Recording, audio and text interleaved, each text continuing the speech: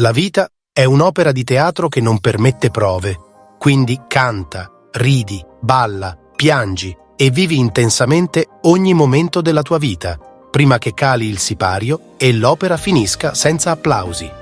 Charlie Chaplin. Per il mondo, Charlie Chaplin è stato l'incarnazione della comicità, il vagabondo dal cuore tenero che trasformava le disgrazie in poesia visiva.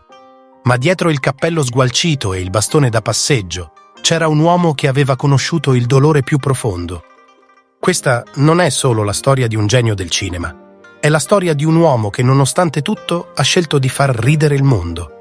L'infanzia della fame e del silenzio. Charlie Chaplin nacque nella Londra della povertà, in un'epoca in cui i vicoli erano pieni di bambini scalzi e affamati.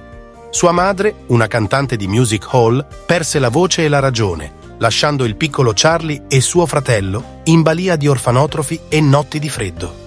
Una notte fredda, un bambino di 5 anni, mal vestito, in piedi su un palco malandato, guardava sua madre, esibendosi.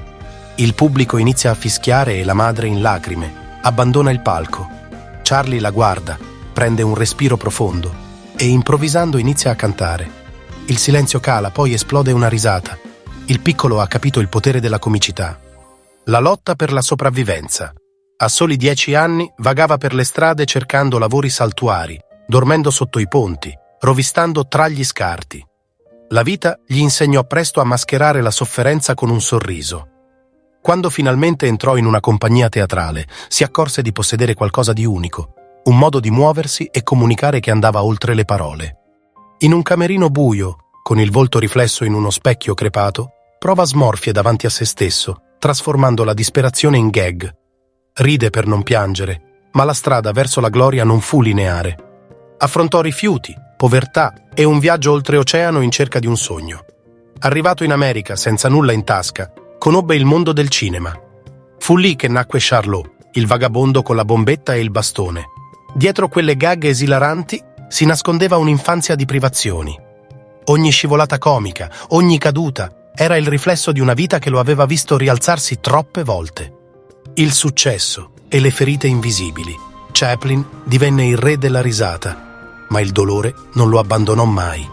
Nel momento di massimo successo, mentre il mondo si innamorava di lui, la sua vita privata era segnata da scandali, esili e momenti di solitudine profonda. Quando fu costretto a lasciare gli Stati Uniti, accusato di simpatie comuniste, il cuore gli si spezzò. Un volto marcato della sofferenza, solo su un treno, guarda fuori, mentre l'America, la terra dei suoi sogni, scorre via dietro il finestrino. Un sorriso malinconico si fa strada tra le lacrime non versate. Ma ancora una volta la resilienza lo salvò. Si stabilì in Svizzera, continuò a creare, a raccontare, a resistere. L'incontro con l'amore della sua vita, nel suo lungo percorso di lotte e trionfi, Chaplin incontrò una donna che sarebbe diventata la sua ancora, Una O'Neill. Lei aveva la dolcezza e la forza di chi sa amare senza condizioni.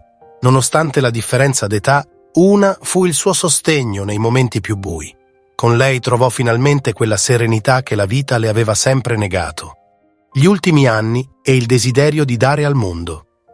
Negli anni trascorsi in Svizzera, Chaplin non smise mai di scrivere e creare.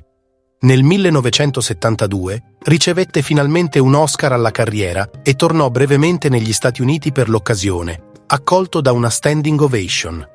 Parallelamente si dedicò a opere benefiche, contribuendo a progetti umanitari e sostenendo organizzazioni per i diritti umani.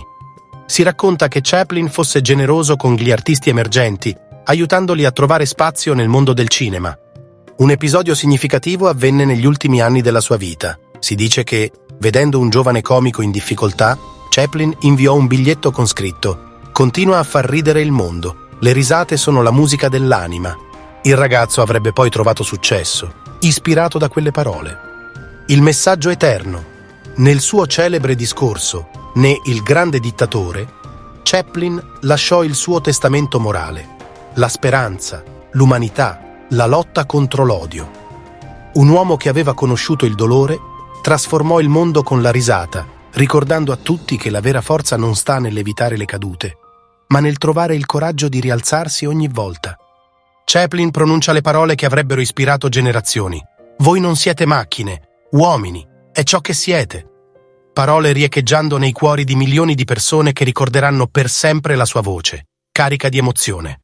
Charlie Chaplin non fu solo un comico, fu un sopravvissuto, un uomo che prese la sua sofferenza e la trasformò in arte, regalando al mondo un tesoro inestimabile, la capacità di ridere anche quando tutto sembra perduto. Oggi, ogni volta che vediamo Charlotte camminare con il suo passo buffo, possiamo ricordarci di una cosa: dietro ogni risata c'è una storia di resilienza. E Charlie Chaplin ne è la prova vivente.